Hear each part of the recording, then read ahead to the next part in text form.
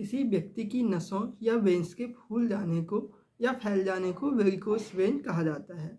Varicose veins की दिक्कत तब होती है जब आपकी वेन्स में या नसों में ज़रूरत से ज़्यादा ब्लड जमा हो जाता है।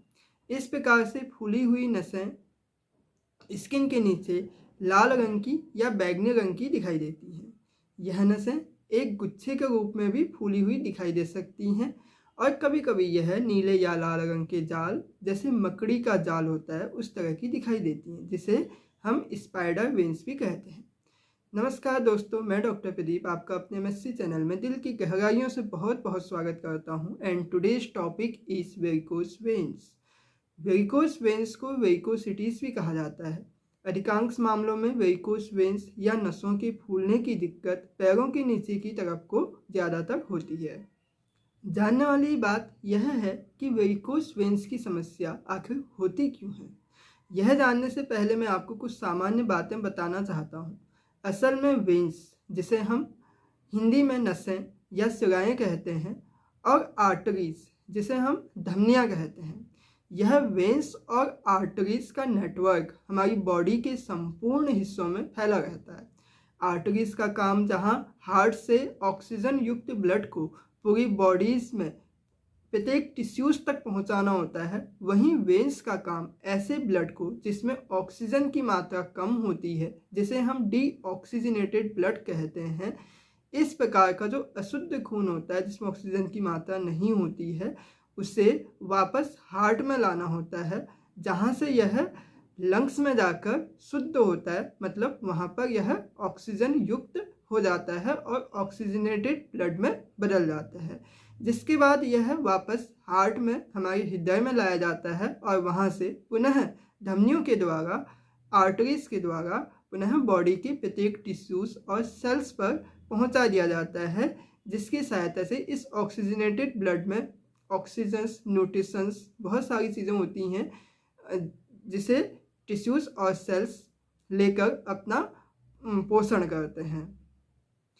अब जैसा कि मैंने बताया, वेन्स या नसों का काम डीऑक्सीजनेटेड ब्लड को टिश्यूज से वापस हार्ट में पहुंचाना होता है, लेकिन चूँकि हमारा हृदय जो होता है, जो हमारा हार्ट होता है, वह बॉडी के ऊपरी हिस्से में होता है, इसलिए डीऑक्सीजनेटेड ब्लड को बॉडी के निचले अंगों से, जैसे पैरों से, ग्रेविटी के खिलाफ हार्ट तक चढ़ाने में वेन्स को परिश्रम करना पड़ता है, मेहनत करनी पड़ती है।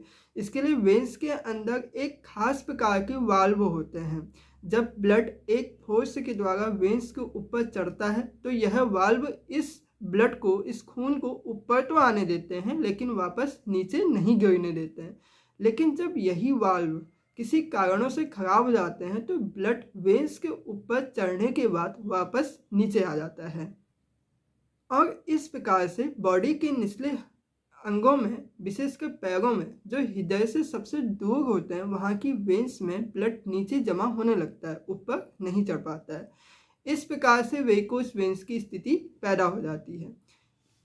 अब हम जानेंगे कि वेरिकोस वेन्स की दिक्कत कब ज़्यादा होती है, मतलब वाल्व के खराब होने के कारण क्या क्या हो सकते हैं। यदि किसी व्यक्ति का कार्य, उसका ऑक्यूपेशन ज़्यादातर समय खड़े होने का है, लगातार खड़े होने की वजह से पैरों में जो दबाव पड़ता है, उसके कारण वेरिकोस वेन्स की दिक्कत हो सकती है। मतलब उसके वाल्व खराब हो सकते हैं, जो कि वेरिकोस वेन्स को पैदा कर सकता है।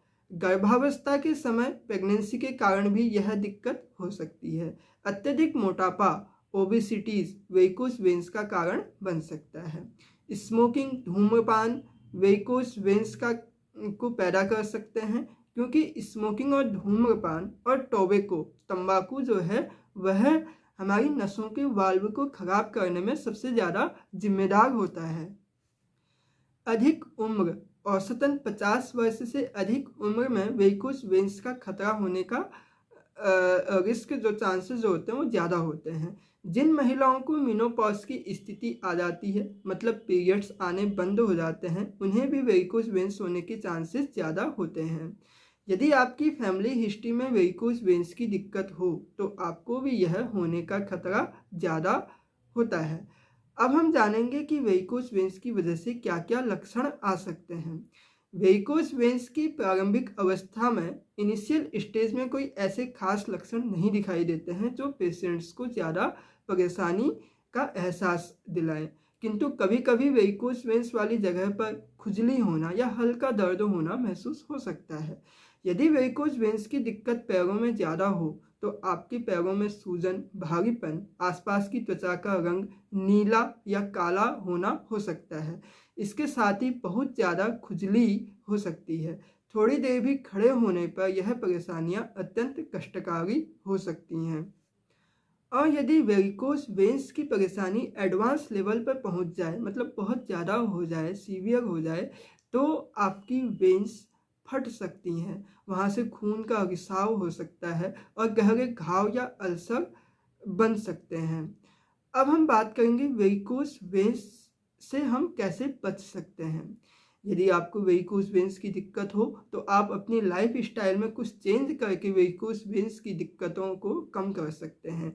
जैसे लंबे समय तक खड़े रहना अवॉइड करें, किंतु यदि आपका ऑक्यूपेशन अगर ऐसा हो जिसमें आपको खड़े होना ही पड़ता हो तो आपको ऐसी स्थिति में समय समय पर ब्रेक लेकर थोड़ी देर आराम लेकर बैठ जाएं, पैरों को आराम दें। लेकिन यदि आपके ऑक्यूपेशंस के चलते यदि बैठना भी संभव नहीं हो तो आप क्या कर सकते हैं, जब आप खड़े खड़े काम करते हैं तो थोड़ी देर के लिए थोड़ी थोड़ी देर में आसपास में हल्का हल्का टहल लें। इससे भी आपकी वेरिकोस वेन्स की दिक्कत को कुछ हद तक आराम मिल सकता है।